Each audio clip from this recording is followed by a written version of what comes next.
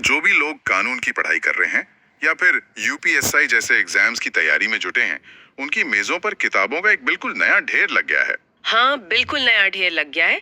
मतलब देखिए ना, दशकों से हम जिन धाराओं को फिल्मों में सुनते आ रहे थे या अखबारों में पढ़ते थे, वो अचानक से बदल गई हैं। सही कहा। और आज की इस गहन चर्चा का विषय बिल्कुल यही है। हम ब्रिटिश काल के 1860 और 1898 के पुराने कानूनों यानी Indian penal code, criminal procedure code और इंडियन एविडेंस एक्ट, इन सब से निकलकर नए भारतीय आपराधिक कानूनों की तरफ बढ़ चुके हैं। जी, और ये शिफ्ट बहुत ऐतिहासिक है। आज हम इसी पर फोकस करेंगे कि इन बदलावों के पीछे की सोच क्या है। बिल्कुल। हमारा मिशन आज यही है कि हमें नए कानूनों को डिकोड करें, खास तौर पर यूपीएसआई एस्पिरेंट्स के लिए और उन सभी के लिए जो कानून को आसान भाषा में समझना चाहते हैं। हमने कई स्टडी मटेरियल्स, पीडीएफ्स और मैराथन क्लासेस के ट्रांसक्रिप्ट्स को एनालाइज किया है। और उन सभी स्रोतों का निचोड़ यही है कि ये बदलाव सिर्फ धाराओं के नंबर बदलने का नहीं है। ये एक बहुत बड़ा वैचारिक बदलाव है। वैचारिक बदलाव, इसको थोड़ा और खोलकर समझाते हैं।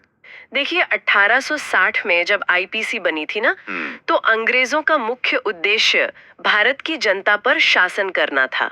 उनका फोकस था दंड देना, पनिशमेंट देना, ताकि एक खौफ बना रहे। खौफ बना रहे, हाँ एग्जैक्टली। पर अब जो नए कानून आए हैं, बीएनएस, बीएनएसएस और बीएसए, इनका पूरा ढांचा इस बात पर आधारित है कि नागरिकों को न्याय कैसे मिले। ये दंड से न्याय की ओर बढ़ने का कदम है। ये दंड से न्याय वाला पॉइंट बहुत जरूरी है। अगर इसको एक आम उदाहरण से समझें तो मुझे ये किसी पुराने कंप्यूटर को अपडेट करने जैसा लगता है। हाँ, ये एनालॉजी काफी सटीक बैठती है इस पर। है ना? मतलब आईपीसी 1860 का बना हुआ एक ऐसा ऑपरेटिंग सिस्टम था जिसमें आज के हिसाब से बहुत सारे लूप होल्स आ चुके थे। वो सिस्टम आज के साइबर क्राइम या ऑर्गेनाइज्ड क्राइम को ठीक से प्रोसेस ही नहीं कर पा रहा था। बिल्कुल प्रोसेस नहीं कर पा रहा था, और तभी तो अदालतों में सिस्टम हैंग होता था, यानी तारीख पर तारीख पड़ती थी। हाँ, सही बात है। तो अब 1 जुलाई 2024 से इस देश ने एक नया और एडवांस्ड ऑपरेटिंग सिस्टम इंस्टॉल कर लिया है। जी, 1 जुलाई 2024 एक बहुत ही अहम तारीख है।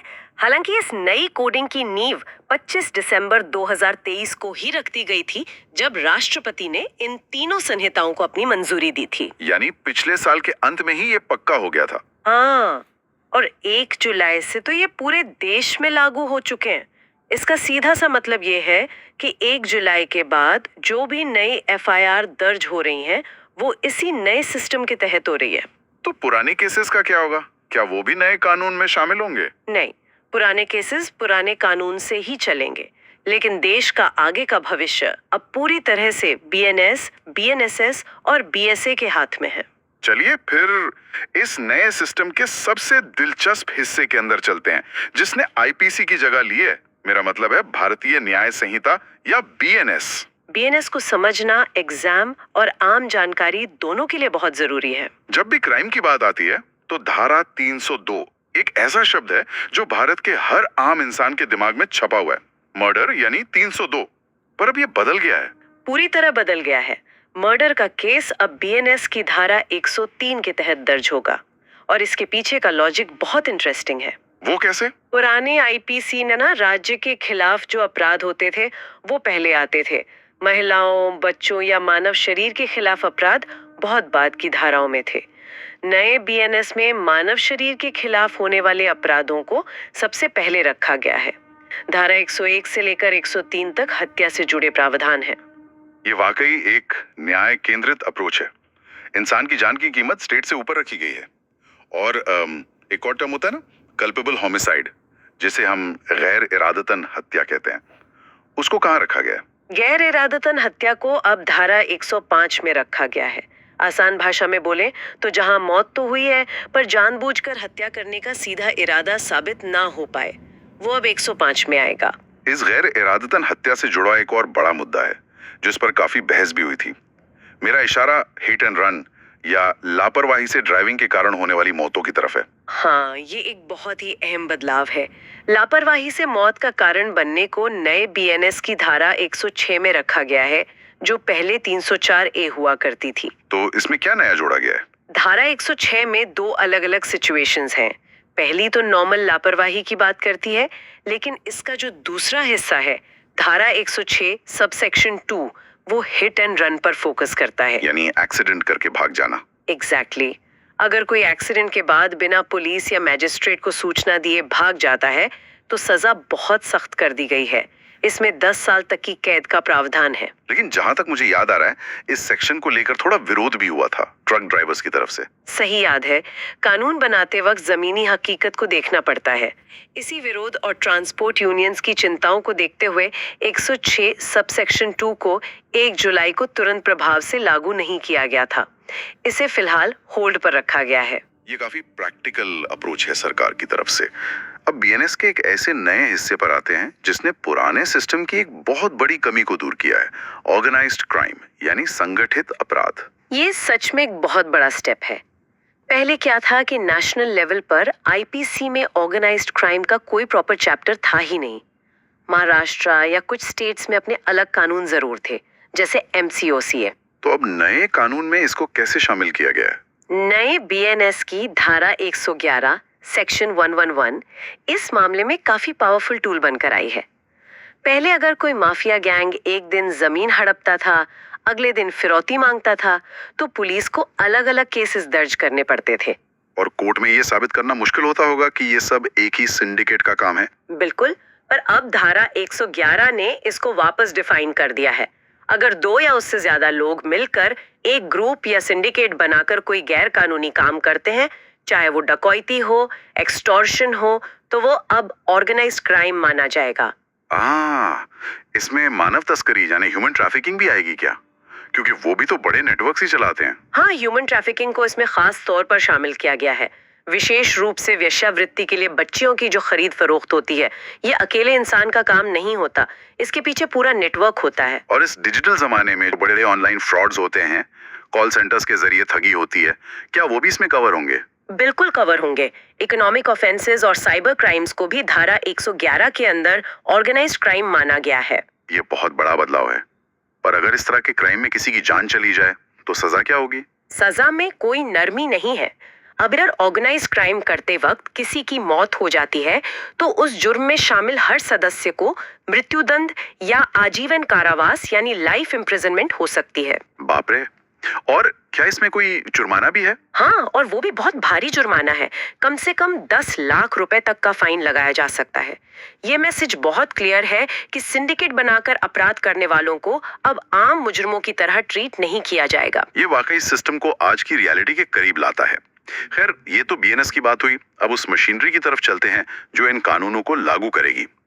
क्रिमिनल प्रोसीजर कोड यानी सीआरपीसी अब बन गया है भारतीय नागरिक सुरक्षा संहिता, बीएनएसएस। यूपीएसआई की तैयारी करने वालों के लिए बीएनएसएस तो समझ लीजिए उनकी रूल बुक है, क्योंकि ये सीधे पुलिस की पावर और आम नागरिक के अधिकारों से जुड़ी है। हाँ, तो एग्जाम के पॉइंट ऑफ व्यू से इसमें सबसे अहम धाराएं कौन सी हैं? देखिए, पुलिस बिना वारंट के कब अरेस्ट कर सकती है, ये पावर अब बीएनएसएस की धारा 35 में है। उसके अलावा एफआईआर दर्ज होने के बाद इन्वेस्टिगेशन कैसे होगी, चार्जशीट कैसे बनेगी, ये सब धारा 73 और उसके आगे विस्तार से बताया गया है। इन धाराओं को समझना किसी भी फ्यूचर इन्वेस्टिगेटिंग ऑफिसर के लिए मस्ट है। जी। अच्छा, बीएनएसएस में एक बहुत ही शानदार नागरिक अधिकार का जिक्र है, डिफॉल्ट बेल। ये क्या कॉन्सेप्ट है? ये सच में एक बहुत अहम हिस्सा है। हमने अक्सर सुना है कि पुलिस ने किसी को अरेस्ट कर लिया और फिर सालों तक चार्जशीट ही जमा नहीं की। आदमी बिना दोषी साबित हुए जेल में सड़ता रहता था। हाँ, फिल्मों में भी ये ट्रोप बहुत यूज होता है। तो क्या डिफॉल्ट बेल इसका सोल्यूशन है? जी, ये बिल्कुल उसी प्रॉब्लम का सीधा समाधान है। बीएनएसएस के तहत अगर छोटे अपराधों का मामला है तो पुलिस को अरेस्ट के 60 दिन के भीतर इन्वेस्टिगेशन पूरी करके चार्जशीट कोर्ट में फाइल करनी ही होती है, और गंभीर मामलों में ये लिमिट 90 दिन की है। और अगर पुलिस ये 60 या 90 दिन की लिमिट मिस कर दे तो? यही तो कैच है। अगर टाइम लिमिट क्रॉस हो गई और चार्जशीट नहीं आई तो आरोपी को कानूनी तौर पर डिफॉल्ट बेल मिलने का अधिकार मिल जाता है। यानी पुलिस की सुस्ती की सजा आरोपी नहीं भुगतेगा। सही कहा। ये कानून जांच एजेंसीज पर एक बहुत बड़ा प्रेशर बनाता है कि वो अपना काम टाइम पर और प्रोफेशनली पूरा करें। टाइम लिमिट का ये कॉन्सेप्ट सिर्फ आम लोगों के लिए ही नहीं, सरकारी अधिकारियों के केसेस में भी अप्लाई हुआ है ना। पहले करप्शन के केसेस में सरकार से सैंक्शन लेने में सालों लग जाते थे। ये पुराने सिस्टम की सबसे बड़ी रुकावट थी। फाइलें मंत्रालयों में धूल खाती रहती थी।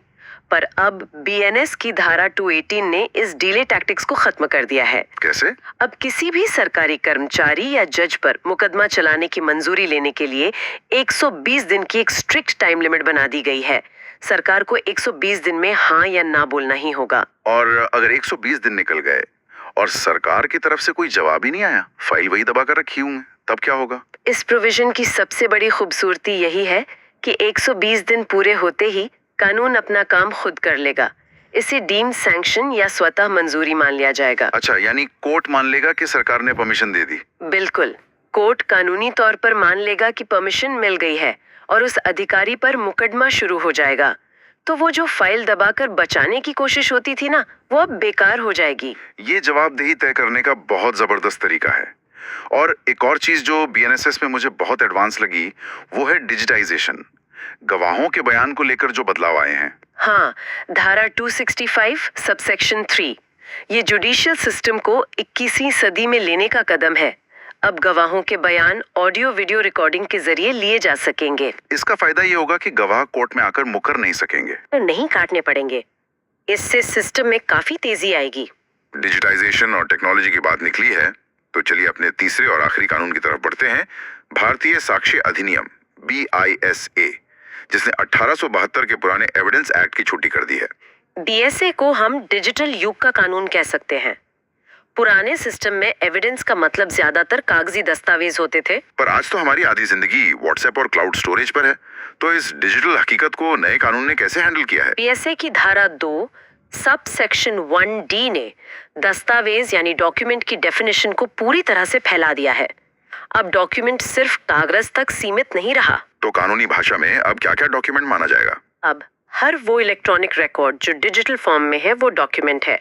आपके ईमेल्स, सर्वर के लॉग्स, लैपटॉप की फाइल्स, स्मार्टफोन का डेटा, व्हाट्सएप मैसेजेस और यहाँ तक कि आपकी लोकेशन का GPS डेटा और वॉइसमेल्स भी। यानी आपको ये दलील नहीं दे सकता कि साहब ये तो सिर्फ एक डिजिटल टेक्स्ट है, ये किसी स्टैम्प पेपर जैसा पुख्ता थोड़ी ना है। बिल्कुल नहीं दे सकता। और इसको और स्ट्रांग बनाने के लिए BSIA में एक नई धारा जोड़ी गई है, सेक्शन 61। ये बहुत क्लियरली कहती है कि किसी भी इलेक्ट्रॉनिक रिकॉर्ड को सिर्फ इसलिए सबूत मानने से मना नहीं किया जा सकता क्योंकि वो डिजिटल फॉर्मेट में है। मतलब डिजिटल एविडेंस और पेपर एविडेंस की वैल्यू कोर्ट में बिल्कुल बराबर हो गई है। 100% बराबर है। इसकी कानूनी मान्यता किसी हाथ से लिखे दस्तावेज के बिल्कुल समान है। और शायद इसी वजह से ओरल एविडेंस यानी मौखिक साक्ष्य में भी बदलाव हुए हैं। क्या वहां भी टेक्नोलॉजी आई है? हाँ, मौखिक साक्ष्य का दायरा भी बढ़ किया गया है। अब अगर कोई इंसान वीडियो कॉन्फ्रेंसिंग के जरिए अपनी गवाही देता है तो उसे भी पूरी तरह लीगल मौखिक साक्ष्य माना जाएगा। ये BNS की उस रिकॉर्डिंग वाली बात से कितना अच्छे से कनेक्ट होता है। सही पकड़ा। ये कानून एक दूसरे को सपोर्ट करते हैं। एक ऐसी न्याय प्रणाली बन रही है जहां दूरियां या पुराने तरीके न्याय में रुकावट नहीं बनेंगे। तो अगर हम आज की इस पूरी चर्चा को समेटें तो तस्वीर काफी साफ है। हमने देखा कि कैसे ये नया कानूनी ढांचा पनिशमेंट वाले मॉडल से जस्टिस वाले मॉडल की तरफ आगे बढ़ा है। BNS ने हत्या और संगठित अपराधों पर अपना रुख सख्त किया और BNS ने डिफॉल्ट बेल और 120 दिन के डीम्ड सैंक्शन जैसी धाराओं से पुलिस और प्रशासन को समय का पाबंद बनाया, जवाबदेही तय की। और BSA ने इस पूरे सिस्टम को डिजिटल एविडेंस के लिए पूरी तरह से तैयार कर दिया। ये बदलाव सच में सिर्फ एग्जाम क्लियर करने के लिए रटने वाले फैक्ट्स नहीं है। ये इस देश को एक आधुनिक न्याय प्रणाली देने की कोशिश है। मेरा भी यही मानना है। न्याय सच में तभी मिलता है जब सिस्टम ट्रांसपेरेंट हो और टाइम पर काम करे। ये सारी टेक्नोलॉजी और टाइम लिमिट्स आम नागरिक के अधिकार बचाने के लिए ही है। जब सिस्टम अकाउंटेबल होता है ना, तो जनता का भरोसा खुद ब खुद बढ़ता है। और वही भरोसा एक समाज की नींव होता है। इस गहन चर्चा को खत्म करने से पहले एक ख्याल मेरे दिमाग में आ रहा है जो इसका एक दूसरा पहलू भी दिखाता है। अच्छा, वो क्या? देखिए, आज जब हर व्हाट्सएप चैट, हर ईमेल, स्मार्टफोन का लोकेशन पिंग, यहाँ तक कि स्मार्ट वॉच का हार्ट रेट डेटा भी लीगल सबूत माना जा रहा है, तो क्राइम सॉल्व करना यकीनन बहुत फास्ट हो जाएगा। लेकिन एक बहुत बड़ा सवाल ये भी उठता है कि न्याय पाने और मैस सर्वेलेंस के बीच की वो जो पतली सी लाइन है, वो अब कहाँ खींची जाएगी? ये तो एक बहुत गहरा पॉइंट है। हाँ, जब हमारी पूरी जिंदगी एक ओपन डिजिटल फुटप्रिंट बन चुकी है, तो आने वाले कल में अदालतों की सबसे बड़ी चुनौती शायद ये नहीं होगी कि सबूत कैसे ढूंढे जाएं, बल्कि ये होगी कि न्याय की इस डिजिटल दौड़ में एक आम इंसान की प्राइवेसी को कैसे बचाया जाए। ये एक ऐसा सवाल है जिस पर हम सबको अकेले में बैठकर सोचना होगा। आज की चर्चा को यहीं विराम देते हैं। सुनते रहिए और नई चीजें सीखते रहिए। प्रिय मित्रों, यदि ये वीडियो अच्छा लगा हो तो इस चैनल को लाइक और सब्सक्राइब करें। ये ऐसे ही वीडियो हम आप लोगों के लिए लाते रहेंगे। तुरंत सब्सक्राइब के बटन दबाइए। धन्यवाद मित्रों।